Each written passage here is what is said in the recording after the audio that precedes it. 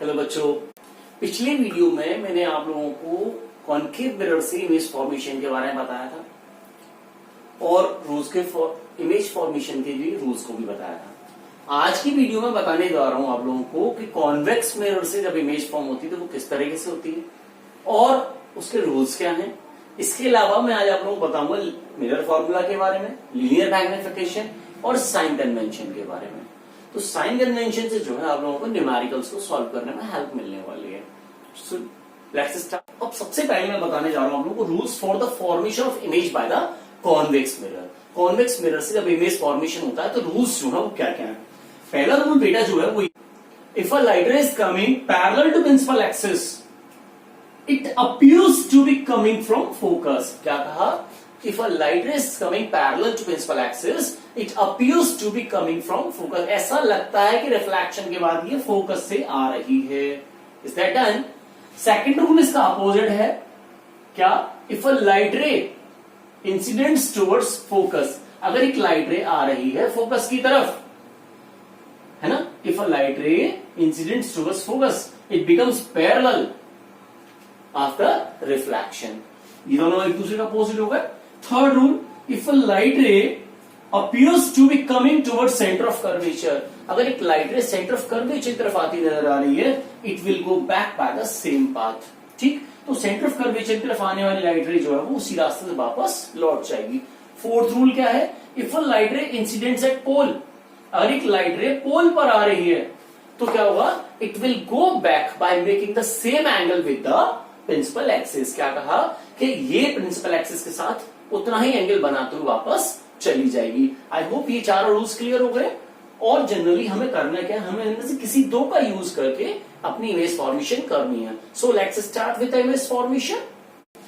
तो फर्स्ट चीज तो केवल पहली चीज ये बताना चाहूंगा कि कॉन्वेक्स मिरर हमेशा वर्चुअल और इरेक्ट इमेज बनाएगा और ये हमेशा ऑब्जेक्ट से छोटे साइज की होती है। तो कॉन्वेक्स मिरर में हमारे पास केवल दो केसेस होते हैं।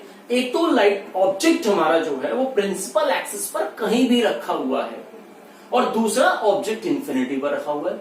सो we will do two ray diagrams here, है ना? तो दो रे डायग्राम्स मैं यहां पर ड्रॉ करके बताऊंगा, समझेंगे। फर्स्ट केस क्या है हमारा? केस वन क्या होगा बेटा? एनीवेयर ऑन प्रिंसिपल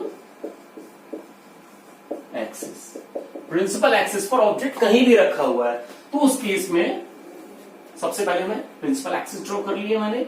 ये मेरा कॉन्वेक्स मिरर मैंने बना दिया है, आप देख सकते हैं। ये पोल है और फोकस इसका पीछे बनेगा, आपको जानते हैं आप लोग, और सेंटर ऑफ कर्वेचर उतनी ही डिस्टेंस पर। Is that done? सपोज अब मेरा ऑब्जेक्ट रखा हुआ है A B, anywhere on principal axis, कहीं भी रखा हुआ है।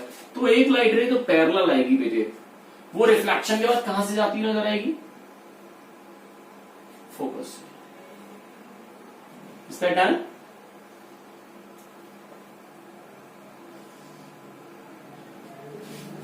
तो एक लाइट रे जो पैरेलल आ रही है वो रिफ्लेक्शन के बाद कहां से आती हुई नजर आएगी? फोकस से। सेकेंड लाइट रे वो कहां जा रही है? सेंटर ऑफ कर्वेचर की तरफ। कहां जा रही है बेटे? सेंटर ऑफ कर्वेचर की तरफ। तो ये जिस रास्ते पर जाएगी उसी से लौट जाएगी। तो ये दोनों लाइट रेज एक दूसरे कहीं पर भी नहीं मिलेंगी, तो हमने क्या किया? इनको पीछे मिला दिया। जरा ध्यान से देखें, जहां ये मिलेंगी बेटा वहीं पर आपको इसकी इमेज, वर्चुअल इमेज बनाकर दिखा देनी है। Is that done? I hope इस डायग्राम में ऐसी कोई चीज नहीं, क्योंकि आप लोग रूल्स पहले पढ़ चुके हैं और इनकी प्रैक्टिस एक बार कर चुके होंगे। तो अगर एक लाइट रे प्रिंसिपल एक्सिस से पैरेलल आ रही थी और वो फोकस से आती हुई नजर आएगी, दूसरी सेंटर ऑफ कर्वेचर की तरफ जो जा रही थी वो उसी रास्ते से वापस लौट गई। ये दोनों लाइट रेज यहां मिल रही हैं और यहां पर इसकी इमेज बन जाएगी। अब बात आती है सर इमेज कैसी बनने वाली है। लुक बेटा, यू कैन सी कि मैंने डॉटेड बनाई है, यानी इमेज हमारी वर्चुअल बनेगी। कैसी बनेगी बेटे? वर्चुअल। सेकेंडली ये बहुत छोटी बनेगी ऑब्जेक्ट से, डिमिनिश्ड बनेगी। कैसी बनेगी? Smaller than the object. और तीसरी कहां बनेगी? Between the focus and the pole, between pole and focus. Is that done? इसमें साथ में जोड़ देना बिहाइंड द मिरर, हमेशा बिहाइंड द मिरर बनेगी ये वाली इमेज। Is that done? चलिए केस 2 की तरफ चलते हैं।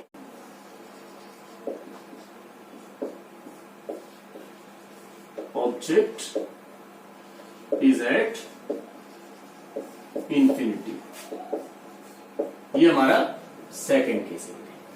तो डायग्राम ड्रॉ कर लेते हैं। पहले प्रिंसिपल एक्सिस और ये मेरा कॉन्वेक्स मिरर बनाया मैंने।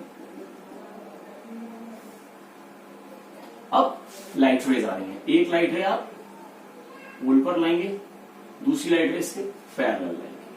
ठीक, अब क्या किया, जो पोल पर आ रही है वो तो उतना ही एंगल बनाते वापस चली जाएगी, और ये पीछे की तरफ इसको हम ऐसे प्रोड्यूस कर देंगे। कर दिया बेटा आप लोगों ने। अब मान लो आपका फोकस है यहां पर, तो इस लाइट रे को, जो ऊपर वाली लाइट रे है, इसको हम इस तरह से रिफ्लेक्ट करेंगे कि ये पहले वाली को फोकस के पास काट दे। बात समझ में आ गई? नहीं आई। एक लाइट रे आ रही है हमारी और इंफिनिटी से आ रही दोनों लाइट रेज, आप देख सकते हैं। तो आप लिख सकते हैं यहां पर कि फ्रॉम इंफिनिटी। ठीक बेटे, तो क्या होगा, एक लाइट रे पोल पर आएगी और जितना एंगल बनाते आई थी उतना ही एंगल बनाते वापस चली जाएगी। दूसरी लाइट रे आएगी और वो पहले वाली की प्रोड्यूस्ड लाइट रे को इस तरह से काटेगी कि जो है वो फोकस पर इसकी इमेज बन जाए। यानी ये इमेज यहां पर काटेगी, ये फोकस है यहां पर, और यहीं पर इसकी इमेज बनेगी A dash B dash. Is that done बेटा?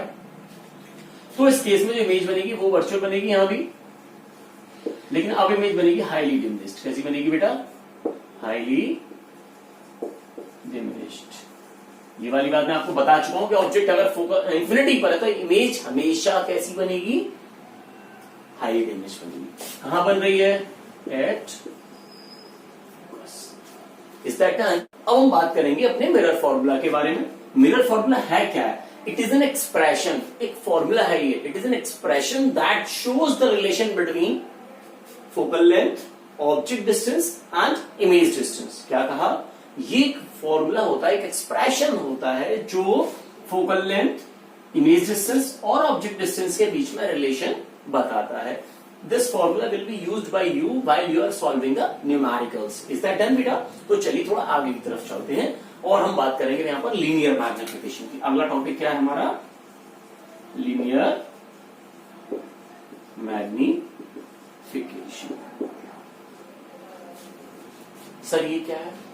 Simply linear magnification is the ratio of image distance to object distance. क्या कहा? Simply linear magnification is a ratio, यानी रेशियो है तो इसकी कोई यूनिट नहीं होगी। It is the ratio of the image distance to object distance. Is that done बेटा? यहां पर m क्या है? m is showing the magnification, linear magnification. और it can also be calculated by the ratio of image height to object height. h2 क्या है यहां पर? Image height. और h1 क्या है बेटा? Object height. बात समझ में आ गई आप लोगों के? तो linear magnification is the ratio of the image distance to object distance and it is also calculated by the ratio of the image height to object height. So let's come to know कि linear magnification से हमें फायदा क्या रहता है, इससे हम calculate क्या करना चाह रहे हैं, या इसकी जरूरत क्यों है?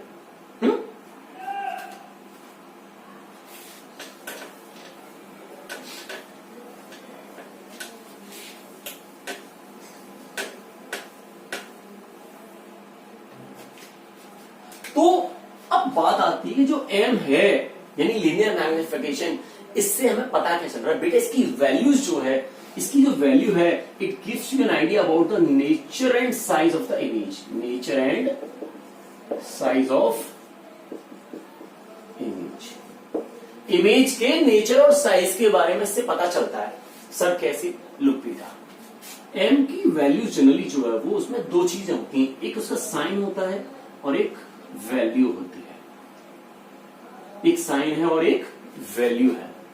अगर m की वैल्यू माइनस में आ रही है, जरा ध्यान से समझना इसको, मैं दो कंडीशन, दो चीजें लिख रहा हूं यहां पर, m-2, m+2, एक और लिख देता हूं, m जो है -2/3, ठीक, और m +2/3। ये मैंने चार वैल्यूज यहां लिखी हुई है m की। अब बात आती है सर इन वैल्यूज से पता कैसे चल रहा है। सबसे पहली चीज, कुछ नेगेटिव साइन जो यहां आ रहा है वो आपको हमेशा बताएगा कि जो इमेज हो कैसी होगी, रियल एंड इनवर्टेड। बात समझ में आ गई। नेगेटिव साइन सबसे पहली चीज। हाँ, एक और बात बताऊंगा बेटा कि इस वैल्यू को अलग अलग करके पढ़ना है। कैसे sir? m is equal to -2 या फिर m इक्वल टू +2। सर क्यों? एक्चुअली यहां पर ये वैल्यू केवल एक रेशियो को बता रही है आपको कि इमेज कितने टाइम्स बड़ी होगी ऑब्जेक्ट से, और साइन क्या बता रहा है कि इमेज की नेचर क्या है। ये वर्चुअल इमेज हो गई और ऑब्जेक्ट से दुगने साइज की हो गई। ये कैसी है? रियल इमेज और ऑब्जेक्ट से दुगने साइज की है। तो फिलहाल बात आती है कि इसमें जो साइन है वो हमें क्या बता रहा है कि इमेज जो है वो रियल इन्वर्टेड है या फिर जो है वो कैसी है, वर्चुअल इरेक्टेड। नेगेटिव साइन से रियल इमेज और पॉजिटिव साइन से वर्चुअल इमेज। अब इसकी वैल्यू, m की वैल्यू हो सकता है ग्रेटर देन 1 हो, m की वैल्यू इक्वल टू 0 हो, और m की वैल्यू जो है m की वैल्यू इक्वल टू 1 हो और m की वैल्यू लेस देन 1 हो। We have three cases. The value of m is greater than 1, equals to 1 and less than 1. बात आती सर इससे क्या पता चल रहा है? m की वैल्यू ग्रेटर देन 1 है, ये बताएगा कि इमेज आपकी मैग्नीफाइड है, बड़ी बन रही है ऑब्जेक्ट से, लार्जर है ऑब्जेक्ट से। यानी यहां पर जो 2 लिखा हुआ है, यहां -2 और +2। अगर आप मैथमेटिक्स के हिसाब से चलते हैं तो ये वैल्यू 1 से छोटी और ये वैल्यू 1 से बड़ी है, लेकिन नहीं, हमें मैथ्स नहीं लगानी, हमें फिजिक्स लगानी है। यहां पर हमें इसे ऐसे पढ़ना है, रियल इमेज ऑब्जेक्ट से 2 टाइम्स बड़ी, वर्चुअल इमेज ऑब्जेक्ट से 2 टाइम्स बड़ी। ये चीज हमें ध्यान रखनी है और हमें इसी तरीके से इसको पढ़ना है। तो अगर वैल्यू m की 1 से ज्यादा आ रही है, यानी आप चाहे -2 लो या -3 लो या +2 या +3, ये सारी वैल्यूज हम क्या मानेंगे? 1 से बड़ी मानेंगे यहां पर, और इमेज कैसी बनेगी? मैग्नीफाइड। इक्वल्स टू 1 हो सकता है +1 हो और हो सकता है -1 हो। इस केस में सेम साइज की इमेज हो गई। कैसी हो गई? सेम साइज की, लेकिन ये वर्चुअल है और ये वाली रियल है। Is that done?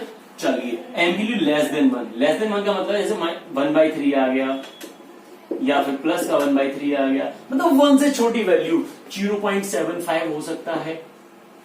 These are the values less than 1। तो इस केस में इमेज कैसी होगी आपकी?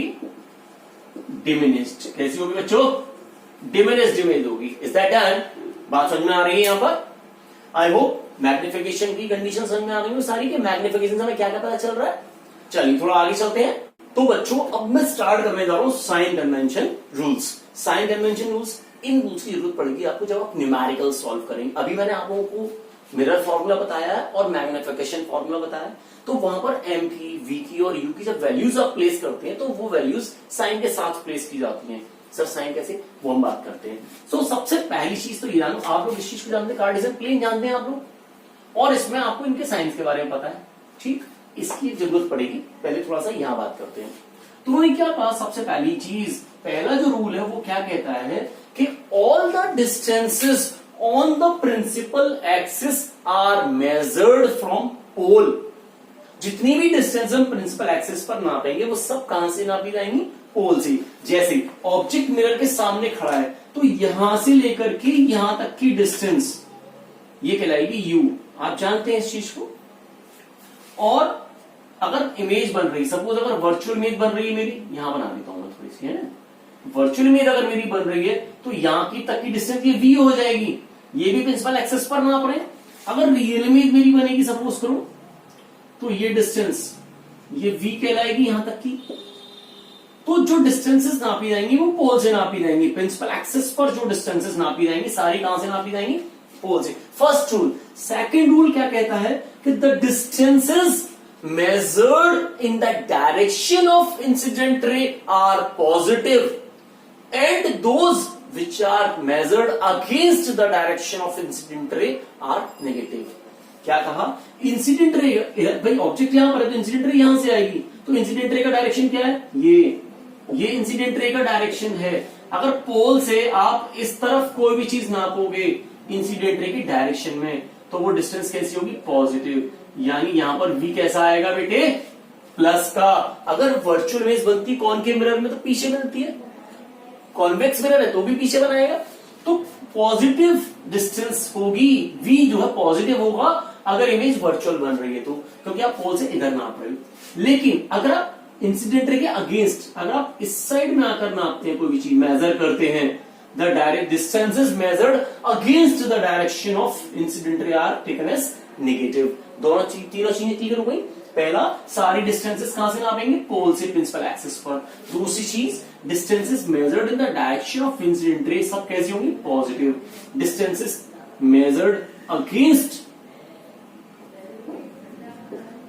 Distances measured against the direction, मतलब इंसिडेंट रे का डायरेक्शन इधर है, उसके अगेंस्ट जो भी चीज नापोगे यहां से इस साइड में, सब कैसी होंगी, नेगेटिव होंगी।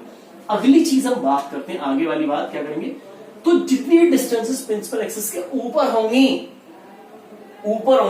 वो सारी पॉजिटिव होंगी। अब ऑब्जेक्ट की हाइट को हम h1 से शो करते हैं, तो h1 कैसा होगा, हमेशा पॉजिटिव, क्योंकि ऑब्जेक्ट तो हमेशा प्रिंसिपल एक्सिस के ऊपर ही रखा जाएगा, तो object height is always taken as positive. लेकिन अगर वर्चुअल इमेज बन रही है तो हाइट उसकी तो कैसी ली जाएगी, प्लस की। लेकिन अगर रियल इमेज है तो उसकी हाइट कैसी ली जाएगी बेटा, माइनस की। रियल इमेज प्रिंसिपल एक्सिस के नीचे बन रही है और वर्चुअल इमेज प्रिंसिपल एक्सिस के ऊपर जाकर बन रही है। इज दैट डन बेटा? आई होप ये साइन कन्वेंशन रूल्स क्लियर। एक बार फिर बताऊंगा, अगर आप इंसिडेंट के डायरेक्शन में यानी मिरर के पीछे कोई डिस्टेंस लेते हो तो सारी प्लस की, मिरर के सामने सारी डिस्टेंस माइनस है, क्योंकि इंसिडेंट के अगेंस्ट नाप रहे। प्रिंसिपल एक्सिस के ऊपर कुछ भी नाप रहे सब प्लस का, ये इसकी हाइट प्लस आएगी और इसकी भी हाइट प्लस आएगी। लेकिन अगर रियल इमेज बन रही है तो वो हमेशा नीचे बनती है, उसकी हाइट कैसी ली जाएगी, माइनस में। सर ये क्यों बनाया था, देखो हम मानते हैं ये मिरर की पोजीशन है, ऑब्जेक्ट हमेशा इस साइड में रखा जाएगा, तो मिरर के पीछे सारी डिस्टेंस कैसी, प्लस की। मिरर की तरफ सारी डिस्टेंस कैसी, माइनस की। प्रिंसिपल एक्सिस के नीचे कोई भी डिस्टेंस है, सॉरी बच्चों, तो प्रिंसिपल एक्सिस के नीचे कोई भी डिस्टेंस है वो कैसी होगी, माइनस की, और प्रिंसिपल एक्सिस के ऊपर जो भी डिस्टेंस होंगी सारी कैसी होंगी, प्लस की। इज दैट डन बेटा? I hope sign convention rules clear हो गए होंगे।